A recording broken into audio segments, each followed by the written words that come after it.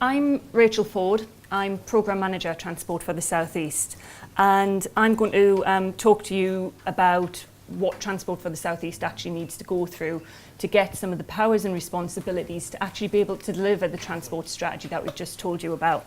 Going to be doing this presentation jointly with Mark, and we're going to be trying to get some audience participation going today. We want to hear from you about what you think Transport for the South East should be seeking in terms of powers and responsibilities. So you've heard about the transport strategy this morning. As I mentioned, we want to have a chat about what that actually means for you as the private sector, as people who are in the supply chain. And we want to understand what you would be looking for TFSE to be able to have in terms of powers and responsibilities to effectively deliver that strategy. We need to get some certain powers from government and some powers and responsibilities from government. And in this section, we want to tell you a little bit about the process for that. But more importantly, as I said, we want your input to what you think we should be doing and how it can benefit you. To become a statutory body, Transport for the South East has to develop a proposal setting out the powers it's requesting and the governance structures that it's looking to implement. That whole process has to be subject to a public consultation, and then we submit it to government, and then there's a negotiation period before we find out whether or not government has granted us statutory status. In terms of what we're asking for from government, I think it's quite important that we say that it's not one size fits all. So we've talked about the fact that there are 7 subnational transport bodies across the UK.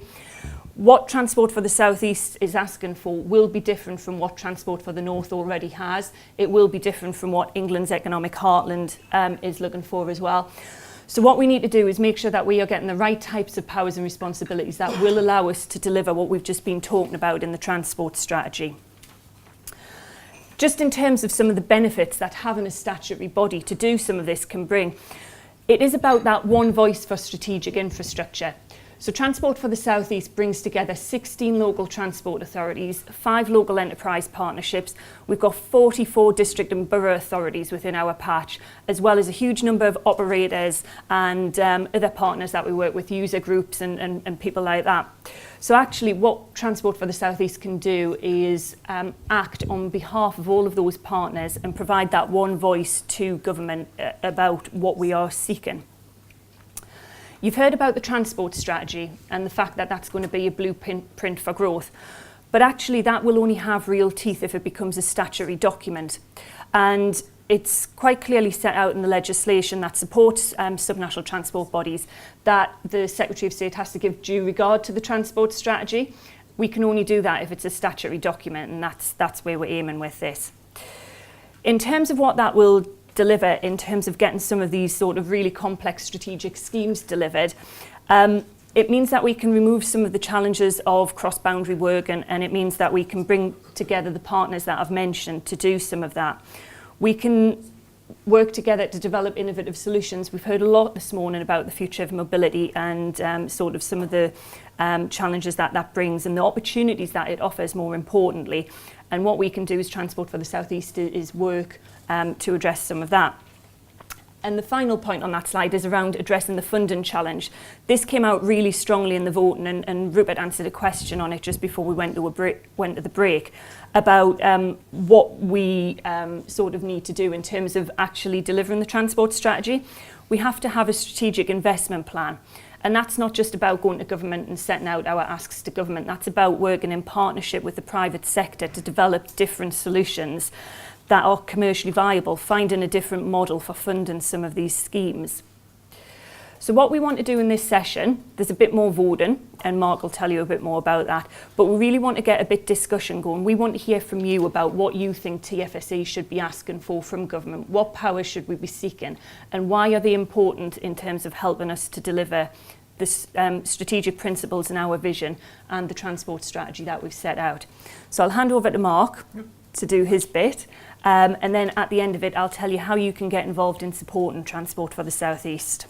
You've had quite a lot of talking at you, and hopefully now you've got a bit of an understanding about what TFSE is about and what it is we're trying to do in very, very broad terms. So the question I want to put to you is, what should TFSE be doing? Where should its activities and its energy be focused? So we've got 5 kind of sort of broad themes there. Strategic influence, should it be about telling other people what to do? Should it be about a convener and a catalyst, by which I mean should it be trying to bring together key stakeholders, investors or whatever to try and deliver its outcomes? Should it be a regulator? Is there a need, do we feel, within the current sort of way in which the transport system operates for it to have some sort of a policing role? Should it be an operator? Should it consider, given some of the challenges there are in the kind of the operation of the transport system, particularly around rail, controversial things, should TFSE consider getting involved in that sort of thing? So based on what you've heard, and obviously the last one, number 5, all of the above, where do you think, based on what you've heard this morning, TFSE should be focusing its energy? There we go. Oh, wait. Oh, really? Oh. No regulation or operator, but you've got to do everything else. Yeah. Now that's really interesting, because where we're focusing our attention in terms of the drive of our powers and responsibilities is more around the in terms of the legislation and the powers we're asking for is focused on sort of strategic influence, trying to get tell others what to do. So I'd be interested now from a bit of those people who said strategic influence, you're off the hook, but I'd be interested just from the floor, just very quickly, some quick 30-second bursts of why those people who did select convener and catalyst, why you think that's the most important that we should be doing. I think it's based on what you were saying earlier it's about getting stakeholders together and helping to facilitate a view across the region. So that's what I understood about convener, is about trying to pull together the people that actually are the real key responsible, either business owners or transport owners, etc., all of the above, Yep. and then be a catalyst for change. It is about bringing that mix together, and that's what I thought the subnational transport bodies, a principal role is to do that. I said all of the above because I think if we're going to truly get an holistic approach to this, I think regulation and operation is something that should be being considered. Mm-hmm. It's the sort of the guts to what we're trying to do, not just talking about it or trying to influence. So it's an integrated approach, requires perhaps an integrated role. Yep. Okay. Yeah. So that's, what we could say in terms of the, as you can see, the particular theme here is around powers and responsibilities. We don't necessarily need to have powers, legislative powers to be a convener and catalyst. But what I now want to do is just move through some of the areas where we're currently sort of focusing our attention in terms of, because in order to, if we are going for statutory status, there's certain spheres and powers and responsibilities that are out there that are held by different bodies, and we, like the other subnational transport bodies, need to find our route way through this in terms of what sort of things, what sort of teeth do we need in this particular area. So thinking about how can we help improve highways, again, voting here please. So should it be about influencing investment programs, the road investment strategy and what happens on the major road network? Should it be about TFSE as an STB having a role in accelerating the delivery of schemes? Should it be about scheme development and delivery? Us getting actually involved in the building of things, maybe purchasing land, not necessarily doing the whole thing, but maybe intervening at certain points to help move a scheme further forward at pace, or should it be all of the above? When you talk about accelerating developments of schemes, have you had any more thoughts about how you might do that? Because that could mean lots of different things.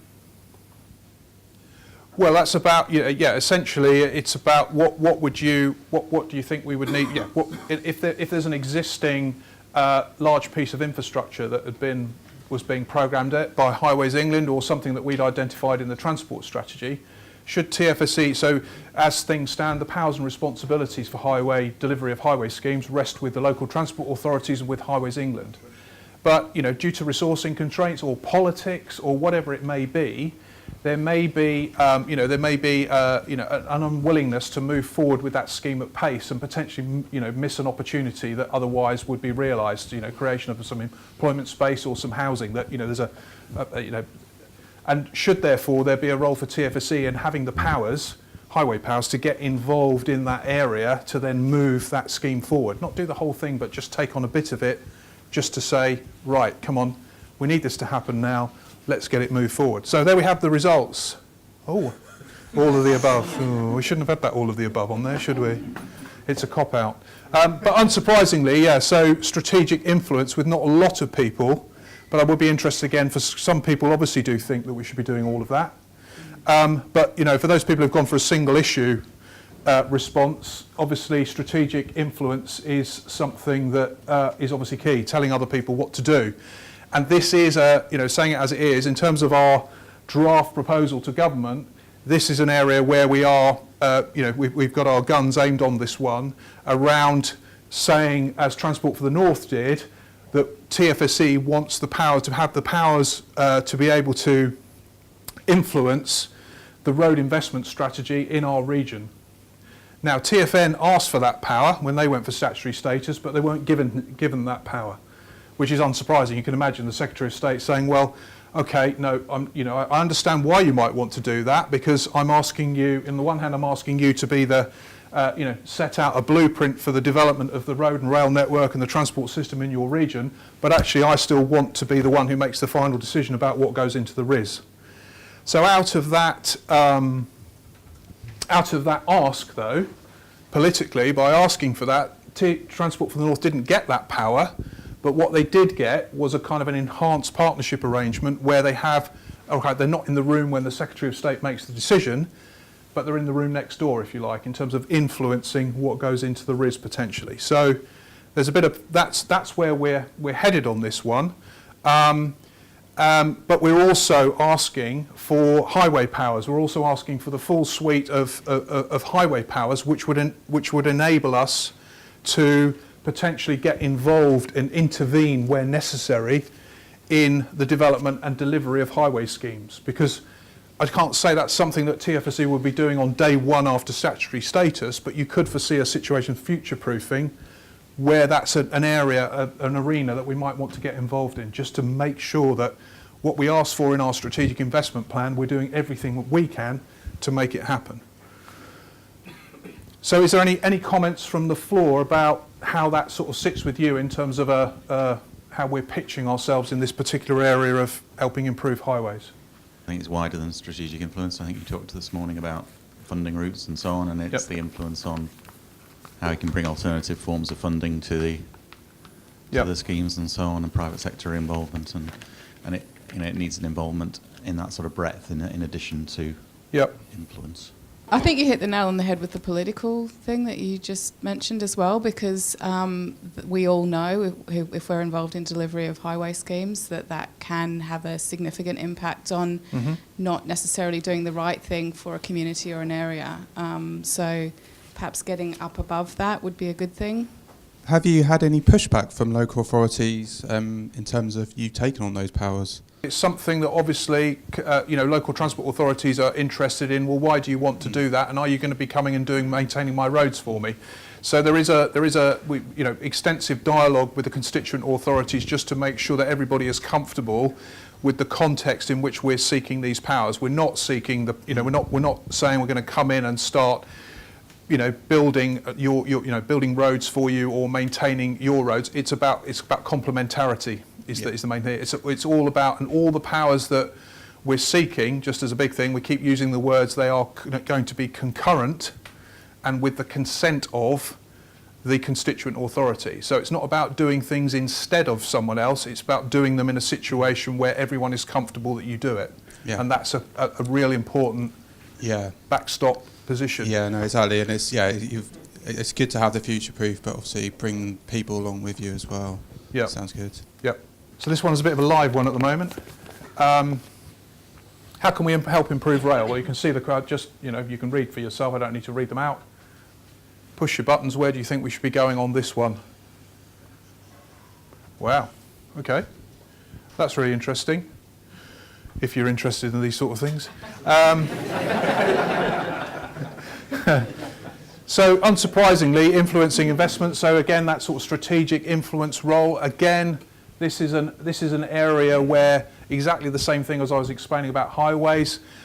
Transport for the North, who are the ones with statutory status at the moment, ask for the powers to, set the high-level output specification. That thing that's the 4-pager that the Secretary of State, or 6 pages I think it is, that sort of says these are my overall objectives for the railway. They sought the powers to set the high-level output specification for rail in their geography. They were told, no, you're not having that, but out of it came an enhanced partnership arrangement where the Secretary of State retains those powers, but sort of there's an enhanced partnership arrangement where TfN are not in the room when the decisions are made, but are in the room next door, so to speak. So again, unsurprising that you hit that one, but really interested to see and think about the response. Why people selected specify and shape the delivery of franchises, because at the moment our members are a bit, oh my goodness, do we want to go anywhere near that, because of, particularly in our geography, the ongoing issues with Southern and the problems and the political problems potentially around that. So from the floor, anyone who selected 3, just give me a quick heads up as to why you think that's something that we need to be focusing on. I chose that option because you said that you were going to focus on the users, the people, and the people are suffering because of the specification and the shape of delivery of those franchises. So it needs someone who's going to be an organisation who's going to be their representative, that's got the power to have that clout. It's not just about the financial outcomes.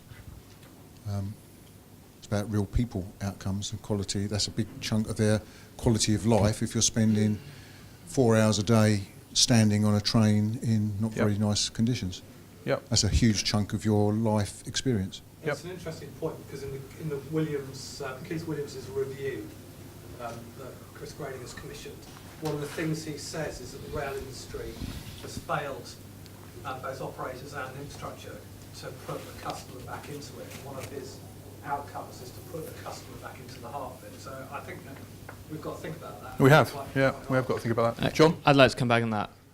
None of the rail franchises that serve the southeast map to the southeast. By all means, be consulted, and you are consulted.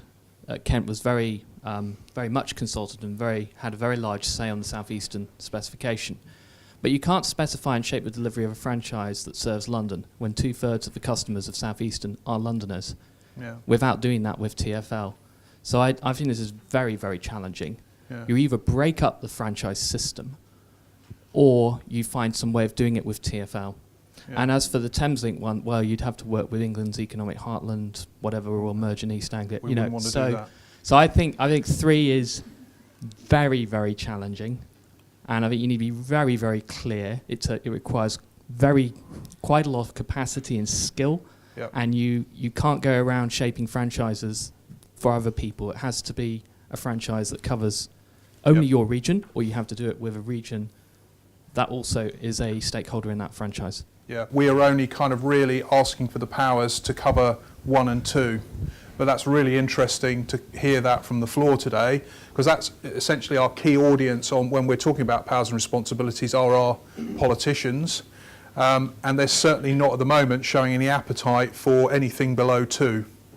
But the Williams Rail Review may change all of that. But that's something that we need to reflect on. So that's been helpful. Given the challenges that have just been made about how you could get involved with the franchises, I would have thought the where you put your effort and where you're getting your biggest bang for your buck, with the franchises, the shape of the service isn't ever going to stop or provide more trains or provide more seats on those trains. It's the investment in the rail. It's about providing capacity. It is about the capacity on the track, and it's about getting the signalling right so that you can actually get the number of trains, the frequency of trains. So the things that actually need to change, in my view, are outside of the franchise's ability to give.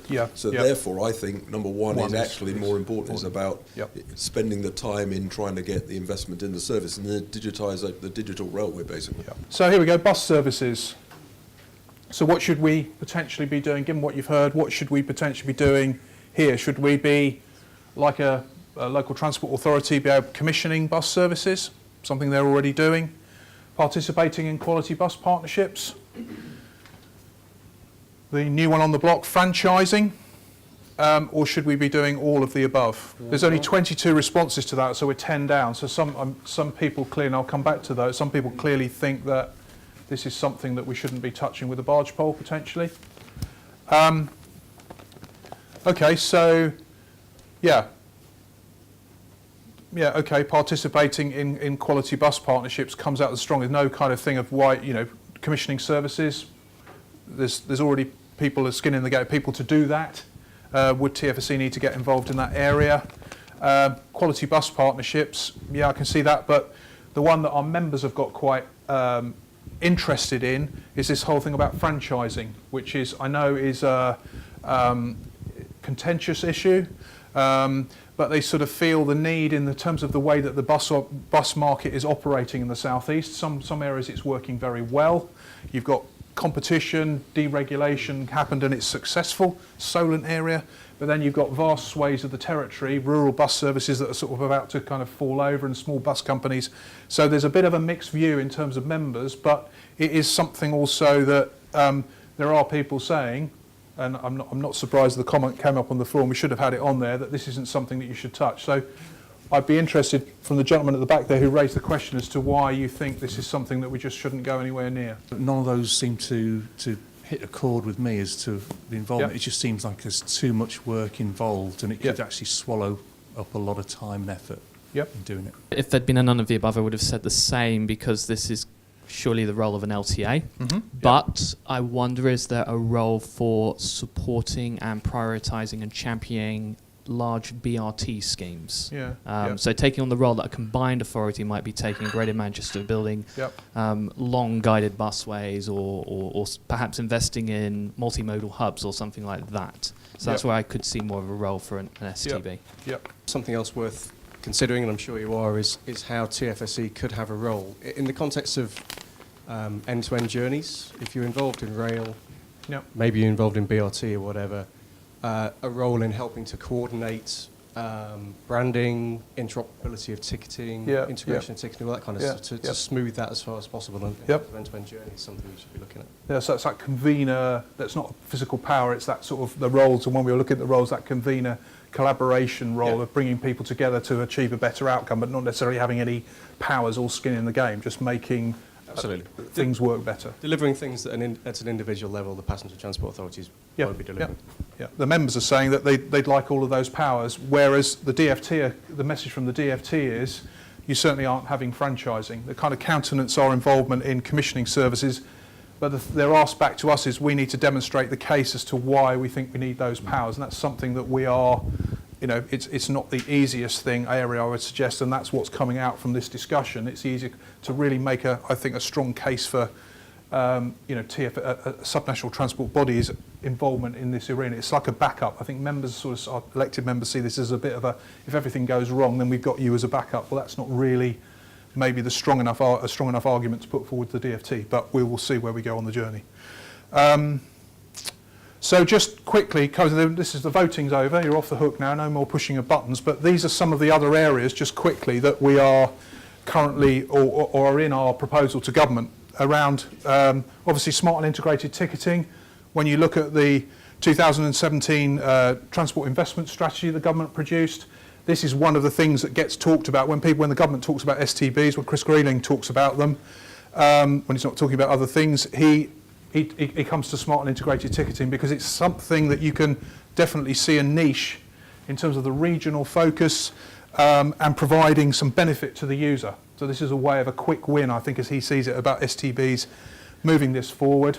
So Transport for the North and Midlands Connect are actively ongoing with this work area. We've currently got a piece of dedicated work, a thematic study to support the transport strategy, looking within the TFSE geography as to whether this is something that we feel TFSE should take forward, and if so, in what form. So we're currently considering that, but in the meantime, we're asking for the powers to do that, and the government are not saying, TFT are comfortable with it. A new one quickly that we're asking for that the other STBs haven't gone anywhere near at the moment is air quality. for the simple reason that, and members have kind of recognised this, air quality doesn't respect local authority boundaries. So we've had, Southampton recently trying to introduce a low emission zone, and it falling on its, didn't go anywhere, whether you agreed with it or disagreed with it. But the whole thing about one part of a geography where there's a wider air quality problem, taking something on, would it be better, for TFSE to have those powers to enable it to introduce potentially low emission zones across wider geographies? I've also put on there road user charging. Now, the sort of slight issue here is that in order to get you the air quality powers that you need to apply for that power in the, I think it's 2000 Transport Act, one of those that says, to get to do the low emission zones, you have to request the power that allows you to charge people for, basically using and parking on the highway. Now, we've asked for that power in the context of the need to do that to get the air quality, and at the moment, the DFT are kind of comfortable with that in that context, but we've sort of flagged to them and said, well, you do realise that means that we could do road user charging with that power if you give it to us.